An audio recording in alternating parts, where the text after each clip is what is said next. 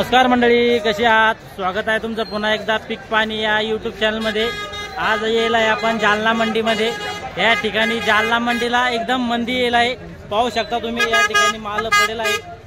म्हणजे ही जी सुपर गोबी आहे 10 रुपये किलो विकत आहे व जे 100 रुपयाला पान्या विकत आहे। सध्या मंदीचं सावट येईल आहे जालना मंडीवर। ही जी पत्ता गोबी आहे ही 50 ते 100 रुपये पन्नी दरम्यान विकत आहे। तसंच टमाटे आहे, आपल्या इथं लॉटचे लाट दिसत आहे। टमाटे भी या ठिकाणी 80 रुपये 50 रुपये व एकदम सुपर माल 100 रुपये कॅट विकत आहे। तसंच जी काकडी आहे, काकडी 8-15 दिवस अगोदर 20-25 रुपये किलो विकत होती, पण तिला भी आता या ठिकाणी मंदी येईल आहे। जी काकडी आहे 10 ते 15 रुपये दरम्यान विकत आहे। आणि जी चायना काकडी आहे ती 8 ते 10 विकत आहे। तसंच सध्या जी जालना मंडीला शेवगा आहे, शेवगा सध्या 40 ते 45 च्या दरम्यान विकत आहेत। आज आपण येला आहेत श्री अंबादास तुळशीराम मगर पाटील यांच्या दुकानावर। ठिकाणी आपल्या समोर हमाल बांधव आहे, त्यांच्याकडून आपण थोडक्यात जाणून घेऊया मंदी विषयी अधिक माहिती। तर सध्या मार्केटला कोणत्या कोणत्या मालाची मंदी आहे?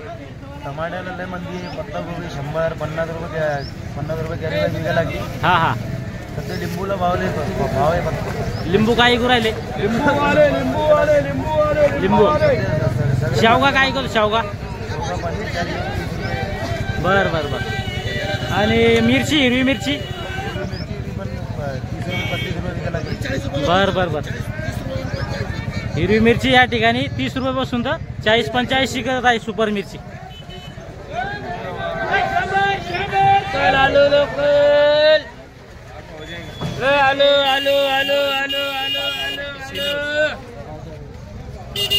हे जे आलू आहे 10 ते 12 दरम्यान विकत आहे। आलू बारीक आलू आहे 800 रुपये। या ठिकाणी काही माल पडेला आहे, आपण बघू शकता। हा जो पालक आहे 100 ते 150 रुपये शेकडा चालू आहे। व जो मेथीच्या भाजीला थोडा भाव आलेला आहे, या ठिकाणी मेथीची भाजी विकत आहे 250 ते 300। आणि जी कोथिंबीर आहे ती 200 रुपये शेकडा।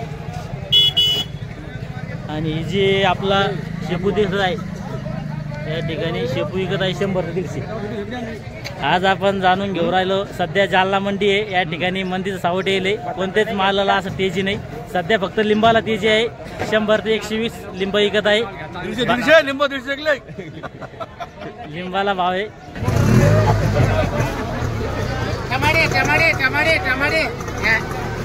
कशाला मंदी कशी हो सध्या? 70 रुपये टमाटे, 70 रुपये टमाटे।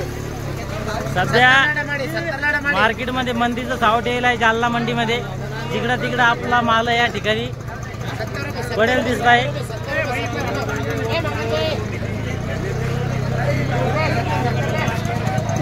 या ठिकाणी टमाट्याची कॅरेट 50 रुपयापासून 100 रुपये विकत आहे।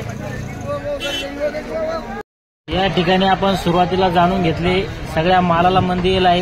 या ठिकाणी जे शेतकरी बांधव आहे त्यांच्या मालाचे पैसेही वसूल होईल नाही, ते भाड्याला माग झाले आहे।